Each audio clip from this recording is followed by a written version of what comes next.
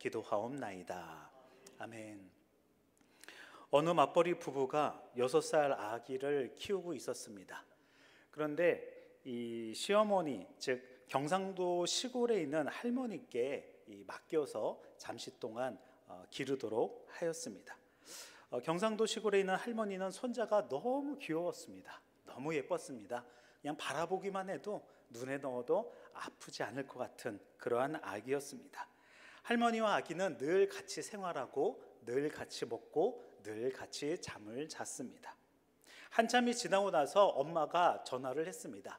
따르릉 따르릉 전화를 했더니 따까닥 여보세요 라고 하면서 6살 아기가 전화를 받는 것이었습니다. 아이고 우리 아기 잘 있었니? 그랬더니 응 잘 있었어. 밥은 먹었니? 응 많이 먹었어. 할머니는 뭐 하고 계시니? 그랬더니 이 아기가 그새 경상도 말을 배웠습니다. 그래서 뭐라고 대답을 했냐면 디비 잔다 라고 하면서 네, 할머니 지금 디비 잔다고 이 언어라는 것이 참 이게 빠른 것 같습니다. 또 하루는 경상도 할머니 이 셋이 이야기를 나누고 계셨는데요, 부활에 대한 소식을 이분들도 듣게 되었습니다. 그래서 첫 번째 할머니가 이렇게 이야기하십니다. 소식 들었나? 아이고 예수가 죽었다이가 라고 이야기를 합니다. 그랬더니 두 번째 할머니가 이렇게 물어보십니다. 와 죽었다 카드노? 하고 이렇게 묻습니다. 그랬더니 첫 번째 할머니가 아이고 못에 찔려 죽었다 아이가 라고 이야기를 하는 것입니다. 그랬더니 또 이 두 번째 할머니가 이야기를 못에 찍었다 하니까 아이고 내가 예수 사진을 보았는데 예수님 이 성화 사진 보면 아이고 평상시에 그렇게 머리 풀르고 헤쳐다닐 때부터 내가 알아봤다 아이가 라고 하면서 이 못에 찔러서 돌아가신 게 평상시의 행동이 불량해서 그런 걸로 생각을 하셨다고 합니다. 그때 옆에 있던 세 번째 할머니가 예수가 누구? 라고 이제 질문을 하기 시작했습니다. 그랬더니 두 번째 할머니가 몰라 우리 며느리가 아버지 맨날 그래서 아무래도 사돈어린가 싶어 라고 이야기를 하는 것이었습니다. 그랬더니 세 번째가 아이고 그렇구나 그럼 문상은 갔냐? 라고 이제 물어보는 거였어요. 돌아가셨다니까 문상은 갔냐? 라고 물어보셨더니 두 번째 할머니가 아니 갔다 라고 이야기를 하는 것입니다. 그랬더니 이 세 번째 할머니가 와 안 갔노? 라고 이야기를 하는 것이에요. 그랬더니 아이고 가려고 했더만 사흘 만에 다시 살아났단다 라고 이야기를 하시는 거예요. 살아나서 문병을 못했다고 그랬더니 두 번째 할머니가 아이고 세상도 참 인생이 탁하지 시아버지가 다시 살아났으면 어떻게 시집살이 하노? 라고 하면서 한탄을 했다라고 이야기를 합니다. 예수님의 죽으심이 어떤 이들에게는 세상의 눈으로 보이고 어떤 이들은 예수님의 죽으심이 하나님의 능력으로 보일 것입니다. 예수님의 생애는 이렇게 십자가로만 끝나는 것이 아니라 십자가의 죽음을 속에서 부활의 모습으로 저와 여러분들에게 다가와 주시고 계십니다. 예수님은 부활하셨습니다. 예수님은 다시 사셨습니다. 그렇기 때문에 예수님의 부활하심으로 사망 권세를 이기시고 영원한 생명을 저와 여러분들에게 선물로 주셨습니다. 그렇기에 예수님은 우리의 영원한 구원자가 되실 뿐만 아니라 예수님의 부활은 확실한 역사적 사건입니다. 오늘 본문은 안식일이 지나자마자 세 여인이 예수님의 시신의 발을 향품을 준비해 오고 무덤으로 가고 있습니다. 그들이 무덤에 도착했을 때에 무덤을 막고 있는 돌문이 있었고 그런데 그 돌문은 이미 열려져 있습니다. 그리고 그 안에는 젊은 청년으로 보이는 천사가 예수님이 이전에 말씀하신 것을 확인해 주면서 여인에게 예수님이 부활하셨다라고 가르쳐주고 있습니다. 여인들은 대단히 놀랐고 그 충격과 함께 본문의 내용이 쭉 이어져 가는데 오늘 본문의 말씀을 통하여서 지금도 살아계셔서 역사하시는 그 예수님을 만나보도록 하겠습니다. 첫 번째는 예수님은 사망의 돌을 굴러가게 하셨습니다. 1절에서 4절 말씀인데 먼저 1절과 2절을 읽어드리겠습니다. 안식일이 지남에 막달라 마리아와 야고보의 어머니 마리아와 또 살로메가 가서 예수께 바르기 위하여 향품을 사다 두었다가 안식 후 첫날 매우 일찍이 해 돋을 때에 그 무덤으로 가며 예수님은 안식일 전날 곧 금요일 해지기 전에 무덤에 안장되셨다라는 것을 우리는 알고 있습니다. 이제 안식일이 지나고 안식 후 첫날, 그것도 매우 일찍이 해가 아직 돋기 전에 막달라 마리아와 야고보의 어머니 마리아, 그리고 살로메라는 여인들이 예수님이 안장되어 있는 그 무덤으로 향하여 가고 있었습니다. 여인들은 예수님의 시신을 바른 향품을 준비하고 있었다라는 것이죠. 이 향품은 유대인들의 관습에 따르는 것이었습니다. 즉 시신이 있다면 머리부터 발끝까지 깨끗하게 씻긴 후에 이 향품을 바르면서 마지막으로 절차를 끝낸 다음에 안장하는 모습이 있었기 때문입니다. 향품을 바르는 것은 바로 썩으면서 나는 악취를 방지하기 위함입니다. 그런데 예수님은 왜 지금 향품을 가지고 여인들이 나오고 있습니까? 예수님은 미처 급하게 안장을 하는 바람에 향품을 바를 시간이 없었습니다. 그렇기 때문에 마지막 절차인 이 향품을 바르기 위하여 여인들이 함께 그것을 지니고 예수님이 안장되어 있던 무덤으로 가게 된 것입니다. 이러한 모습을 본다면 여인들은 여전히 예수님을 존경하고 여전히 예수님이라는 것을 엿볼 수가 있는 것입니다. 그러나 그들은 무엇을 준비하고 있었다고요? 부패하고 또한 악취가 나는 것을 감추기 위한 무엇을 갖고 있었습니까? 향품을 갖고 있었다라는 것을 엿보아서 그들의 모습 속에는 아마 예수님이 부활할 것이다 라는 그러한 확신이 없었지 않은가 싶습니다. 3절을 봅니다. 서로 말하되 누가 우리를 위하여 무덤 문에서 돌을 굴려주려 하더니, 당시 매장 문화는 무덤에 큰 돌을 굴려다 놓았습니다. 그래서 여인들은 우리가 찾아가서 이 향품을 발라드려야 되는데 예수님의 마지막 장례 절차를 우리가 끝까지 함께 하기를 원하는데 지금 그들 눈앞에는 무엇이 막혀 있습니까? 무덤 앞에 큰 돌이 있다라는 것입니다. 그 돌을 우리 여인들이 이걸 옮길 수 있을까라고 걱정하면서 그것을 향하여 나아가게 되었습니다. 왜냐하면 그 당시 큰 돌은 그 아귀, 입구에 있는 아귀가 딱 맞아서 아무리 밀어도 잘 움직이지 않게끔 하는 그러한 장치가 되어 있었기 때문입니다. 그래서 웬만한 힘으로는 돌문을 쉽게 옮길 수는 없었습니다. 4절을 보면 눈을 들어본 즉 벌써 돌이 굴러져 있는데 그 돌이 심히 크더라라고 이야기를 하고 있습니다. 아니 걱정하고 근심하고 지금 이 큰 돌을 어떻게 옮겨서 예수님께 향품을 바르고 마지막 절차를 할까라고 고민을 하고 있었습니다. 그러나 전혀 예상하지 못한 일이 일어났습니다. 무슨 일이 일어났습니까? 그 큰 돌이 이미 어떻게 되었다고요? 굴러서 열리게 되었다라는 것이었습니다. 여인들은 그 살이 너무 크게 놀랐습니다. 여인들 눈에는 그 돌이 너무나 심히 컸다. 오늘 4절 말씀을 보면 그 돌이 심히 크더라라고 말씀하고 있기 때문입니다. 대개 무덤 앞에 있던 돌은 1.5m에서 1.8m나 되는 그런 돌이었고 무덤 크기에 따라서 수십 킬로에서 수백 킬로에 이르는 그 돌이었기 때문입니다. 근데 누가 이 돌을 옮겨 놓았을까라는 궁금증이 생기기 시작했습니다. 이 문장을 통해서 알 수 있는 것은 이 아무도 옮길 수 없는, 쉽게 열 수 없는 이 돌문을 누가 이렇게 열어놓고 갔을까라는 것이고, 또한 이런 것을 통하여 놀라움과 또한 두려움이 있고, 이러한 모습을 통하여서 이 돌문이 열린 사건은 그냥 이루어지는 사건이 아니라 하나님의 초월적인 역사가 나타나는 사건이다라는 것을 우리에게 암시하고 있는 것입니다. 여인들은 분명히 예수님의 죽임을 확인한 후에 무덤에 안장을 했습니다.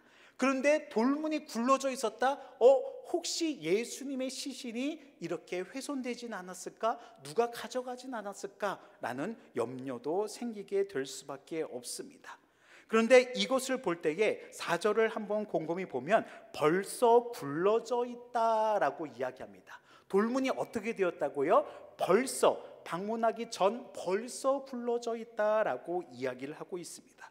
원어를 보니까 아포케큘리스타이라고 하면서 수동태 완료가 되는데요, 바로 이것은 하나님께서 움직이시고 하나님께서 역사하셨다는 신적 수동태의 모습이다라는 것을 보여주고 있습니다. 이 사건은 그저 누가 돌문을 굴리는 것이 아니라 하나님에 의하여 나타난 하나님의 초월적인 역사적 사건이구나라는 것을 본문을 통해서 알 수가 있는 것입니다. 죽음이라는 현실을 우리는 바라보게 됩니다. 세상의 큰 돌처럼 우리는 죽음을 맞이할 때에 어느 누구나 자유로울 수는 없습니다. 그러나 예수님은 하나님에 의하여 사망과 권세에서 바로 다시 생명으로 부활로 나타나게 됐던 놀라운 일들을 오늘 본문은 말씀하고 있습니다. 사랑하는 성도 여러분, 죽음이라는 것은 우리의 삶에 너무나 큰 슬픔이고 아픔입니다.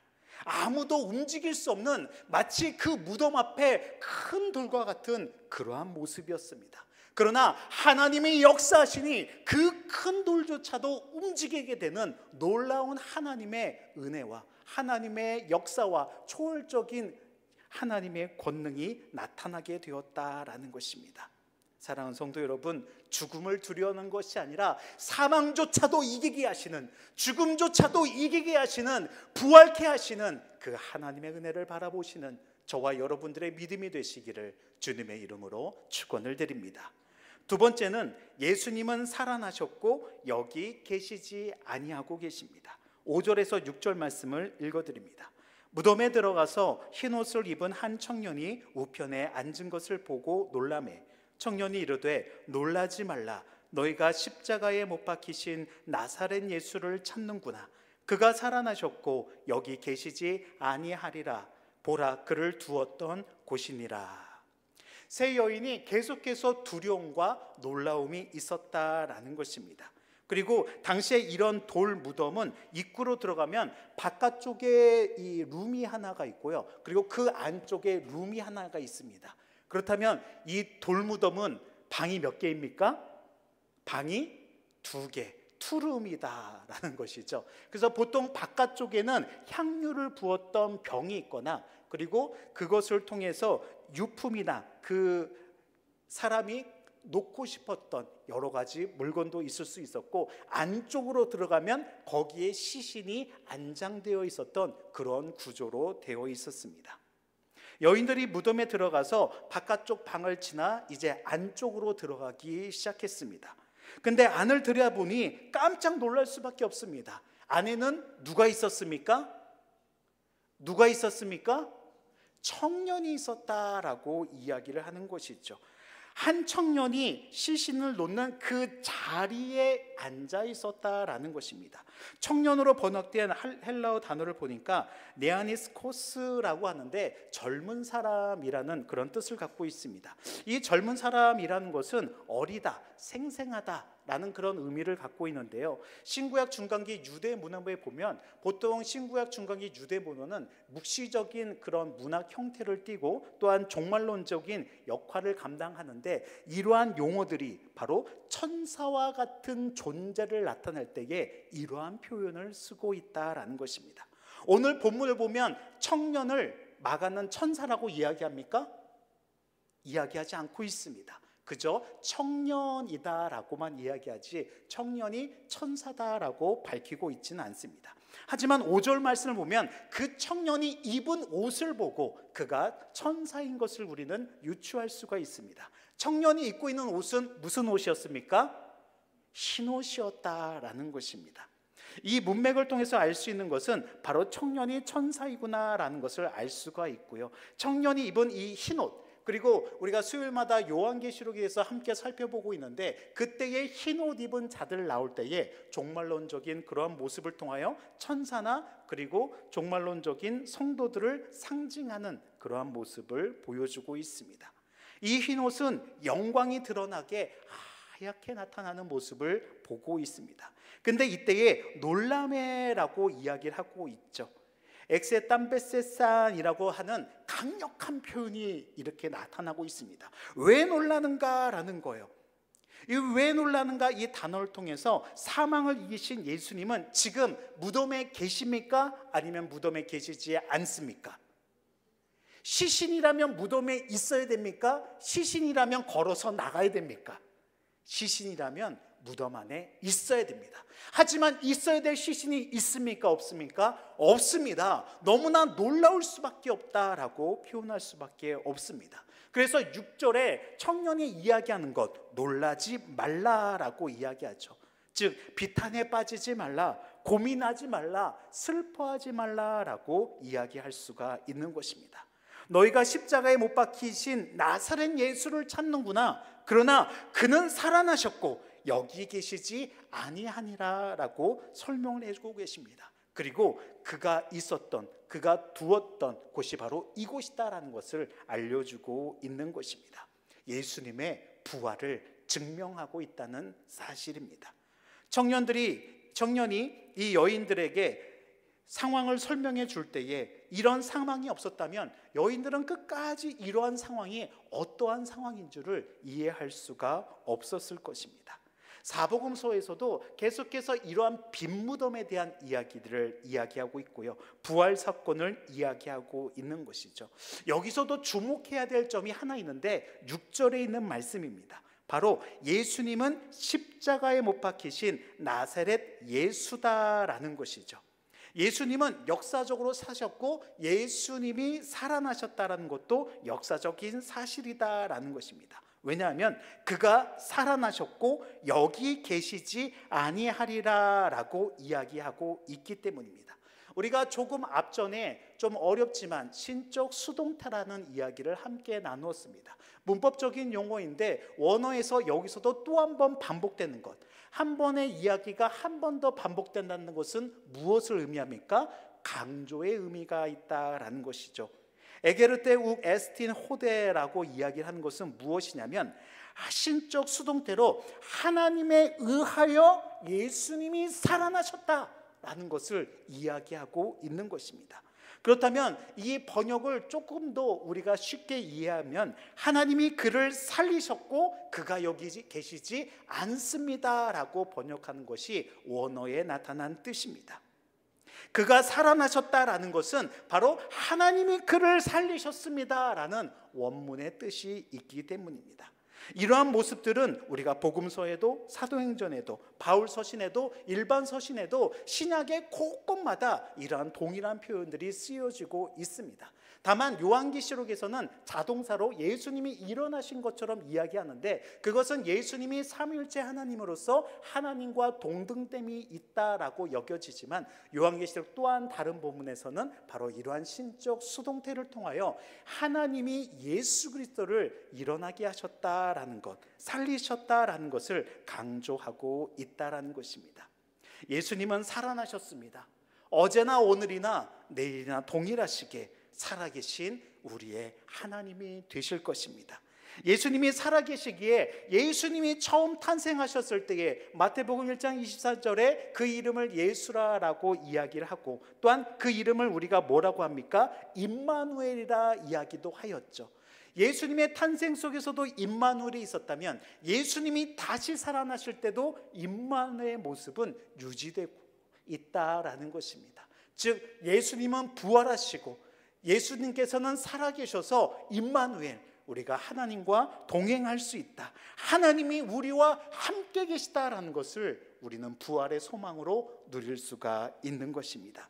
사랑하는 성도 여러분, 임마누엘 대신 이 하나님과 항상 동행하시는 저와 여러분들의 부활의 믿음이 되시기를 주님의 이름으로 축원을 드립니다.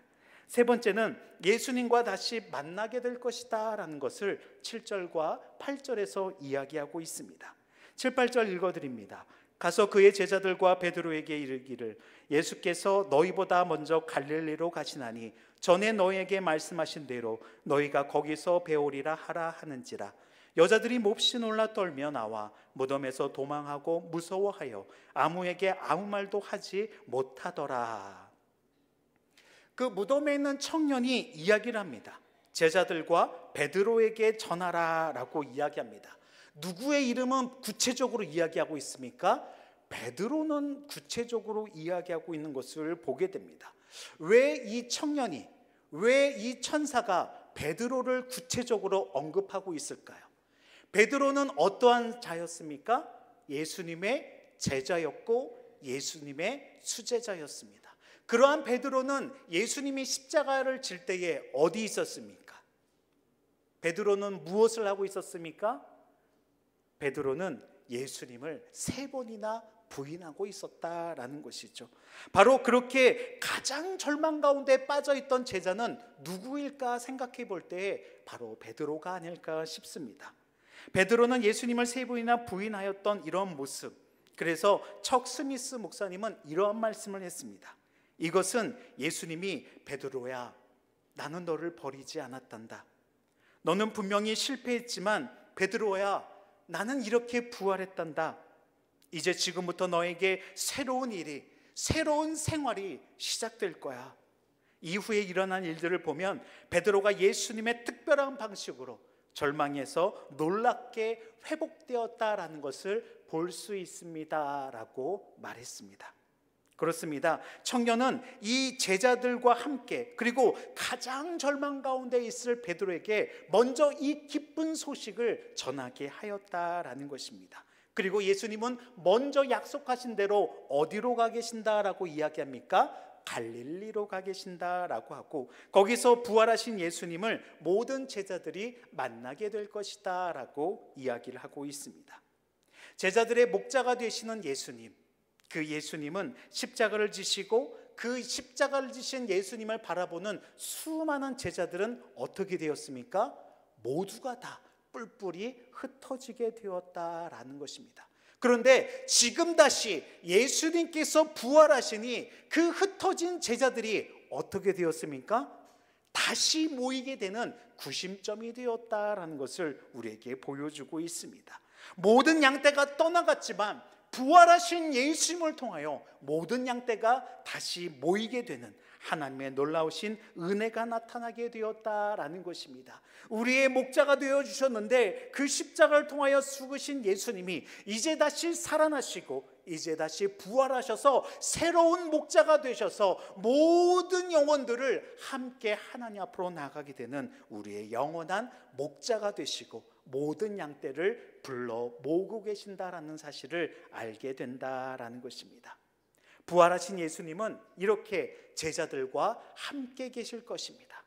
그래서 사랑하는 제자들을 만나기 위해 먼저 갈릴리를 가게 되었고, 그 갈릴리를 통하여서 제자들은 부활하신 예수님을 만나면 제일 먼저 무엇을 누릴 수 있을까요? 절망과 고통과 핍박과 환난에 있던 이 예수님을 따르던 자, 예수님의 제자들과 수많은 군중들은 부활하신 예수님을 만나면 무엇을 누릴 수가 있을까요? 그들은 참된 평안을 누릴 수 있었을 것입니다.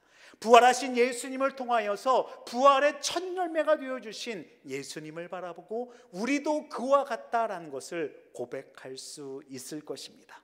마가는 여인들이 여전히 놀랐고 또한 흰옷 입은 청년을 만난 후에 큰 두려움과 놀람에 있다라는 것을 8절에서도 계속 이야기를 하고 있습니다. 여인들은 정신없이 무덤을 뛰쳐나왔죠. 물론 무서워서 뛰쳐나온 것도 있습니다. 그리고 아무 말도 하지 못하였던 모습들도 있죠. 근데 오늘 본문에 있는 말씀을 보면 이 여인들이 바로 부활의 소식을 전하는 복음의 전도자가 되었던 아름다운 메신저로 살펴보고 있고 나타내고 있다라는 것입니다. 근데 우리가 본문에 있는 말씀을 쭉 보게 되면 여러분들 성경을 한번 보십시오. 여러분 성경을 보면 마가복음 16장 9절부터 20절까지는 큰 가로로 이렇게 표시가 되어 있습니다. 9절 앞에도 가로가 있고 20절에도 가로가 되어 있는 모습을 보게 됩니다. 즉 어떤 사본에는 이러한 내용이 빠져 있을 수도 있다라는 것이죠. 그러면 이 9절부터 20절에 있는 말씀이 빠져 있다면 만약에 이 본문이 어디서 끝나게 되는 거죠? 8절에서 끝나게 된다라는 거예요. 그러면 예수님이 무덤에서 부활하시고 또한 살아나셨다라는 것, 그리고 천사가 그것을 알려주었다라고 하면서 마지막 절이 무엇이 됩니까? 8절을 볼까요? 여자들이 몹시 놀라 떨며 나와 무덤에서 도망하고 무서워하여 아무에게도 아무 말도 하지 못하더라. 할렐루야? 아멘이 될까요? 무서워 떨어서 아무 말도 못한다라고 이야기하는 거예요. 마치 무슨 공포 영화 같은 그런 한 장면으로 끝나는 것이 아닐까요? 그러나 우리가 다른 사본에 있는 내용들, 그리고 우리 개역개정에 나타난 내용들, 이것을 볼 때에 우리 마지막 절이 이렇게 끝나면 되지 않는다라는 것이죠. 20절에는 어떻게 끝납니까? 19절부터 20절 우리 함께 읽어볼까요? 시작. 주 예수께서 말씀을 마치신 후에 하늘로 올려지사 하나님 우편에 앉으시니라. 제자들이 나가 두루 전파할새 주께서 함께 역사하사 그 따르는 표적으로 말씀을 확실히 증언하시니라. 할렐루야 아멘. 이것이 바로 할렐루야 아멘이 되어줄 수 있다라는 것입니다. 그 부활하신 예수님은 지금 어디에 계십니까? 하늘 나라의 하나님 우편에 앉아 계신다. 즉 예수님은 하나님이시다라는 것을 우리가 알게 되는 것이고요. 그 예수님을 믿고 따르는 자들은 어떻게 되옵니까? 두려워서 아무 말도 못한다라는 거 끝나는 것이 아니라 20절 말씀을 보니 두루 전파할새 주께서 함께 역사하시고, 그 전파하는 모든 제자들과 역사하시고 그 따르는 표적으로 말씀을 확실히 증언한다라고 우리에게 영원한 소망과 평안으로 함께 채워주실 것입니다. 이것이 바로 우리가 알아야 될 본문의 중요한 내용이다라는 것입니다. 사랑하는 성도 여러분, 우리는 다시 만날 예수님을 고대하고 기다려야 합니다. 제자들이 갈릴리를 통하여서 부활하신 예수님을 만난 것처럼 다메섹 도상에서 그 핍박을 외치던 사도 바울이 부활하신 예수님을 만난 것처럼 저와 여러분들도 부활하신 예수님을 만나야 합니다. 그래서 이 땅에서 우리가 고난이 있고 환난이 있고 핍박이 있고 오늘도 눈물 나는 날이 있지만 그 어려움 속에서도 곧 다시 만날 예수님을 생각한다면 이 부활의 사건은 우리로 하여금 하늘의 능력을 나타내는 것이고 두루 전파하게 할 것이고 하나님이 역사하셔서 그 속에 하나님의 놀라우신 은혜가 풍성케 채워지게 하실 것입니다. 예수님은 진정한 하나님의 아들이셨음을 모든 믿는 자들의 소망이 되어주시고 우리의 부활의 소망이 되어주시고 영원한 생명으로 그 복음을 전하는 저와 여러분들의 믿음이 되시기를 주님의 이름으로 축원을 드립니다. 말씀을 맺고자 합니다. 2024년 올해 1월 27일에 유초동부 겨울 성경학교를 했는데 올해는 특별히 연합 겨울 성경학교를 우리 효성교회 교육관에서 했습니다. 미자립교회 8교회가 함께 참여를 했습니다.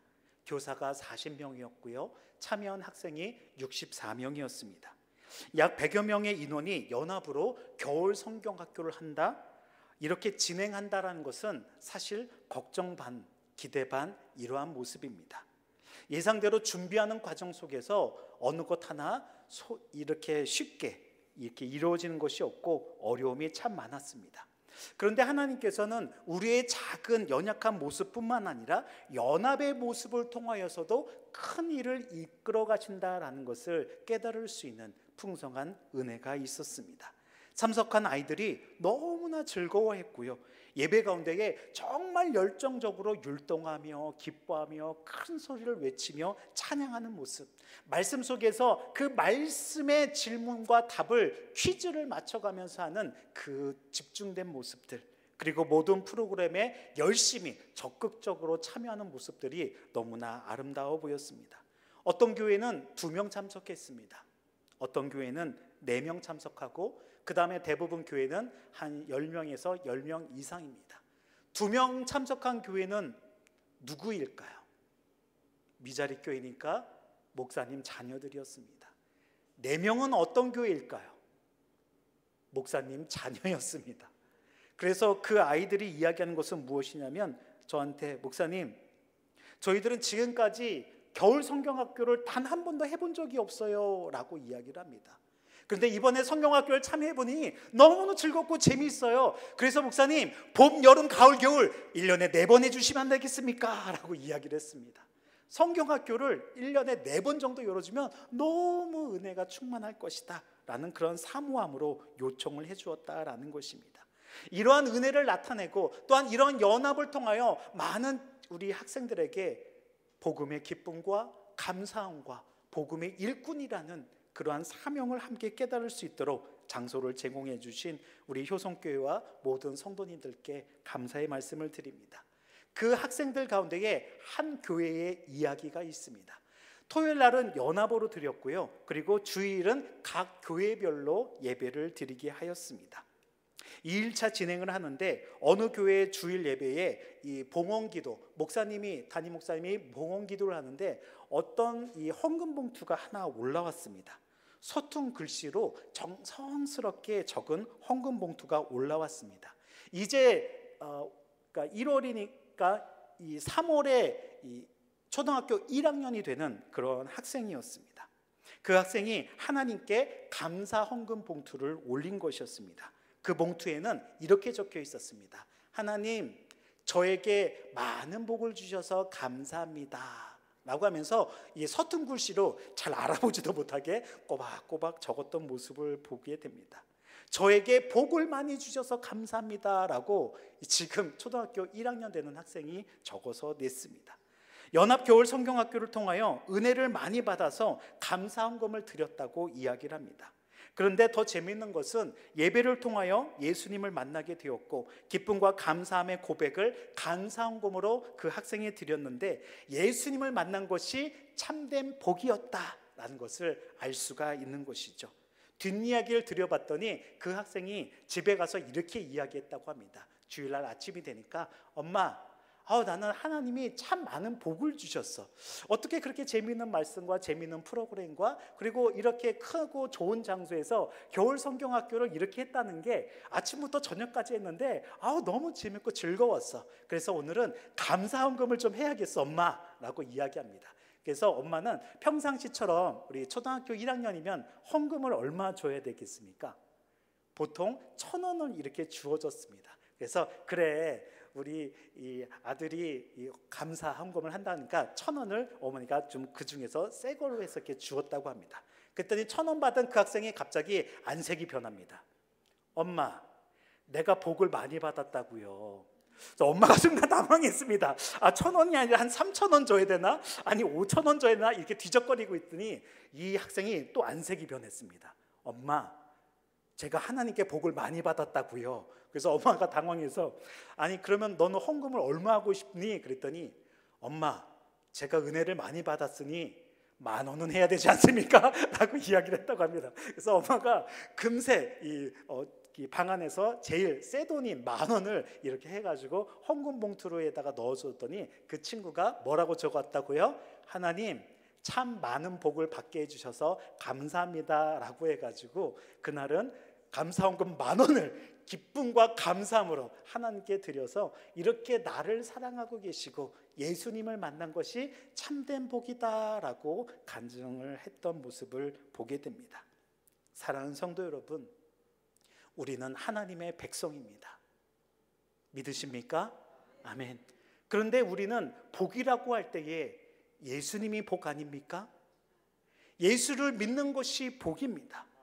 그런데 우리는 예수님을 믿는 것을 복된 소식이다, 복음이다 외치고 있는데 우리는 복음 외에, 예수님 외에 어떤 복을 찾고 있고 어떤 복을 누리려고 하고 있습니까? 참된 복이 무엇입니까?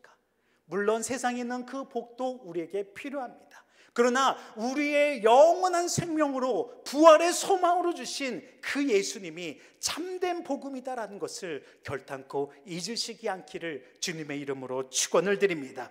부활하신 예수님을 믿고 나가는 것, 그것이 바로 우리의 참된 믿음의 고백이 되어야 될 것입니다. 여인들은 향품을 준비해서 일찍이 바로 예수님을 만나러 갔다라는 것입니다. 돌의 무덤에 갔을 때에 그 큰 돌이 막혔던 모습들이 있었다라는 것이죠. 우리도 인생을 살면서 큰 돌이 언제나 우리의 인생을 막을 수밖에 없습니다. 그런데 예수를 믿고 나타날 때에 하나님께서는 우리의 인생의 큰 돌로 굴려 옆으로 옮겨 주실 것입니다.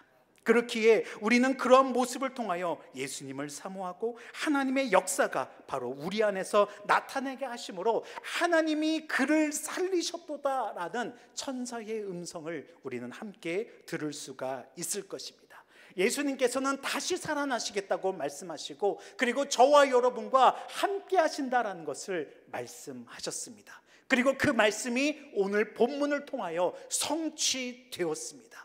그렇기에 저와 여러분들은 예수님의 말씀이 사실이었기에 이 하나님의 말씀을 믿고 따르는 것이 얼마나 소중한가, 이것이 진정한 참된 복이다라는 것을 우리는 고백해야 될 것입니다. 침묵 속에서 있는 것이 아니라 십자가를 바라보고 이 부활의 소망이 우리에게는 부활의 길이 있다라는 확신에 있는 믿음의 삶의 고백이 되어야 될 것입니다. 예수님의 제자들처럼 저와 여러분들도 예수님을 만날 것입니다. 부활의 소망으로 이 땅 위에서도 하나님의 백성답게 사십시오. 그러면 이 땅 위에서도 참된 복이신 예수님을 만나고 이 땅에서도 하나님의 나라와 하나님의 영광이 드러날 것입니다. 사망의 문에서 우리를 생명의 문으로 인도할 것입니다. 의심의 문에서 믿음의 문으로 우리를 인도하여 주실 것입니다. 불안의 문에서 우리를 평안의 문으로 인도하실 것입니다. 이 모든 것들을 가능하게 하신 부활의 예수님, 그것을 가능하게 하신 하나님을 찬양합니다. 부활의 신앙으로 한 주간도 힘차게 다시 한번 참된 진리시고 길이요 진리요 생명이신 예수님과 동행하시는, 다시 일어서시는 저와 여러분들의 믿음이 되시기를 주님의 이름으로 축원을 드립니다. 기도하겠습니다.